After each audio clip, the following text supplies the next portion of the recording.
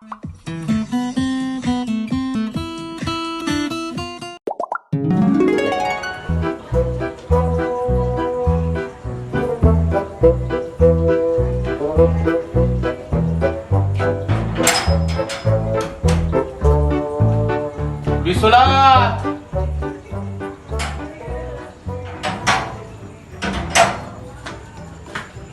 আরে ও বিশ্বনাথ,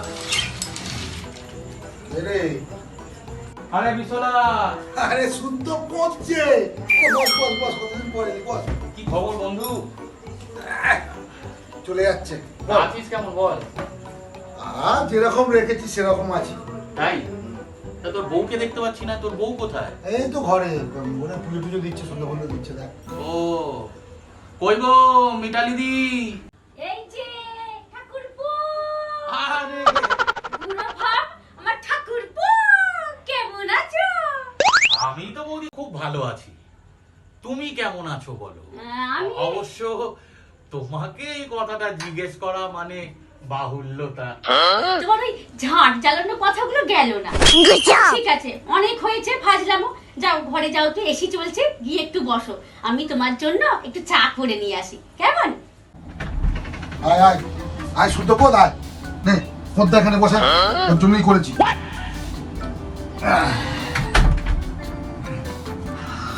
বস। একটা nostalgic feelings হচ্ছে জানিস।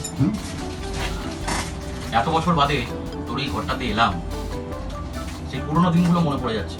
তোর বিয়ে হয়নি তখন আমরা বন্ধুরা কত আড্ডা মেরেছি বলতে এই ঘরটাতে, কত পার্টি করেছি, কত দিন কত রাত কাটিয়েছি, কত চেয়ার্স হয়েছে, আজকে সব মনে পড়ে যাচ্ছে এতগুলো বছর পর।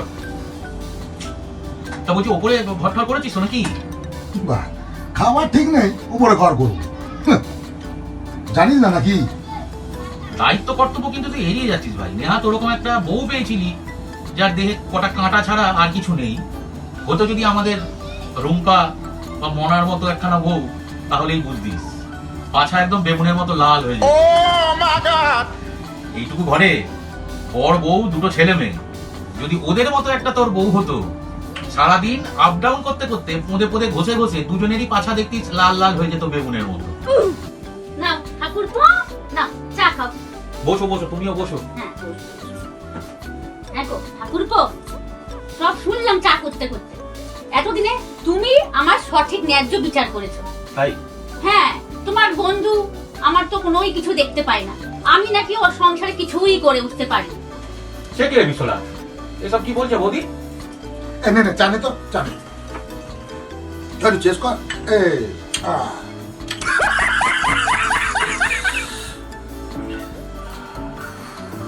দারুণ হয়েছে কিন্তু চাটা বৌদি। হয়েছে তো, কিন্তু এসি চলছে, চাটা তো তাতেই ঠান্ডা হয়ে গেল। টাকপাক টাকপাক করে ফুটতে তখনই ঢেলে নিয়ে আসতাম, ঠান্ডা হয়ে গেল চা। অরুণ দশা, কোনো কিছুই আমাকে গুরুত্ব দেয় না জানো তো। এই যে 18-19 বছরটা তো আমি কাটিয়ে দিলাম এই কাঠি চেহারাতে, গায়ে মাছ নেই, গায়ে শুধু কাঁটা। সেটা কোনোদিন আমাকে বলেছে যে ওর সংসারে আমি কত কিছু বাঁচিয়ে দিয়েছি? চাল বাঁচিয়ে দিয়েছি, এই ঘরের মধ্যে থাকার ব্যবস্থা যাতে কষ্ট না হয় সেটা বাঁচিয়ে দিয়েছি, ওপরে ঘর করতে হলো না সেটা বাঁচিয়ে দিয়েছি, শরীরে কোনো কিছু গয়নাগাটি পরতে হবে না, ব্লাউজ, একটা ব্লাউজ 18 বছর ধরে পরছি, কিনতে হলো না। এগুলো কোনোদিন বলেছে তোমার দাদা? বলে আমি নাকি ঘন্টা করেছি। আর ঠাকুরপো, তোমার সেই ওই মারুতি কারটার কথা মনে আছে? মারুতি? কিরে, নতুন আবার গাড়ি ফাড়ি কিনলি নাকি? আরে না না, সেই বাইকটাকে ভুলে গেলে, যেটা বিয়ের আগে আমরা দুজনে প্রেম করতে বেরোতাম, ঘুরতে যেতাম, তুমি তো সবই দেখছো। সেই বাইকটাকেই এখন এই পাড়ার লোকেরা মারুতি ভ্যান বলেই বলে। কি বলবো বলো, বিয়ের আগে আমরা দুজনে ঘুরতাম, এখন সেই বাইকটাতেই আমি, আমার ছেলে, মেয়ে, আবার তোমার দাদা, চারজনে মিলেই হয়ে যায়। আরে এ তো সেভিংসই সেভিং। একদম, এই ক্রেডিটটাকে এই চেহারায় দিতে হবে, সেটা বাসি গাড়ি একদম একদম। তাহলে বলো এটার কত ক্রেডিট বলো, এক রেখে দিয়েছি, বিয়ের আগেও যা দেখেছো আজকেও তাই দেখছো, কি ক্রেডিটটা কার বলো? তার মধ্যে এক্সট্রা বেনিফিট, পদে পদে ঘষাও লাগলো না, ঘাও হলো না, মলমও লাগলো না, ওষুধও কিনতে হলো না। কেমন কেমন পয়সা বাঁচালাম বলো তোমার? এটা বলেছো তুমি, এটা তুমি ঠিক বলেছো। ওষুধ থেকে পথ্য, বস্ত্র থেকে বাসস্থান, টোটাল সেভিং।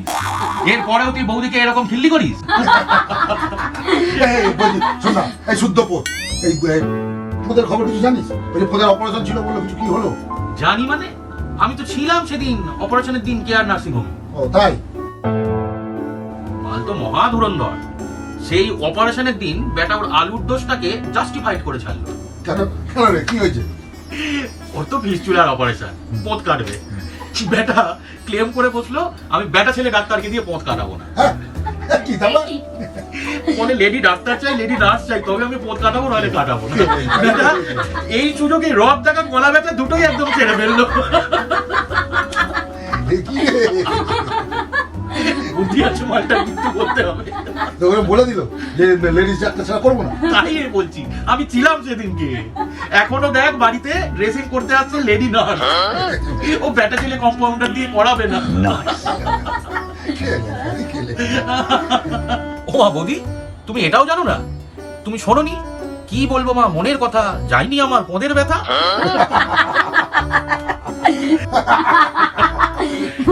দাদা বলেছো। তাহলে গল্পটা বলি শোনো। এক ছেলে বিয়ে করে বাড়ি এসছে, ঠিক আছে? তো এবার ন্যাচারালি ফুলসজ্জা হয়েছে। ফুলসজ্জার পরের দিনই সে বউকে রেখে দিয়ে শহরে কাজে চলে গেছে। ভালো কথা। এখন নতুন বউ বাড়িতে, বর চলে গেছে, তো তাকে তো আর একা একা ঘরে ছেড়ে দেওয়া যায় না।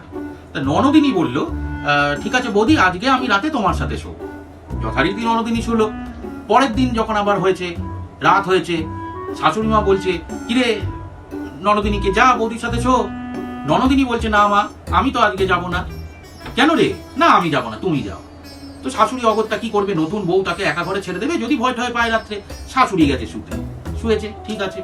পরের দিন সকালবেলা শাশুড়ি ছেলেকে ফোন করেছে, হ্যাঁ রে বাছা, তুই যে গেলি আর তো ফিরে এলি না, তোর কি ব্যাপার? তখন ছেলে ফোনে বলছে, কি বলবো মা মনের কথা, যায়নি আমার পোঁদের ব্যথা। তখন মা আর বোন তারাও বলছে, সেই একই ব্যথায় আমরাও ভুগছি। যাকে বিয়ে করে এনেছিল সে আদপে ছিল একটা ছেলে। দারুণ দারুণ তো। আর এই ভয় জেন্টস ডাক্তার আর নার্স নট অ্যালাউড। তাহলে তাহলে মানেটা কি দাঁড়ালো বলতো? পোদ পোদ পোদান্তর, পোদ বড় ভয়ঙ্কর।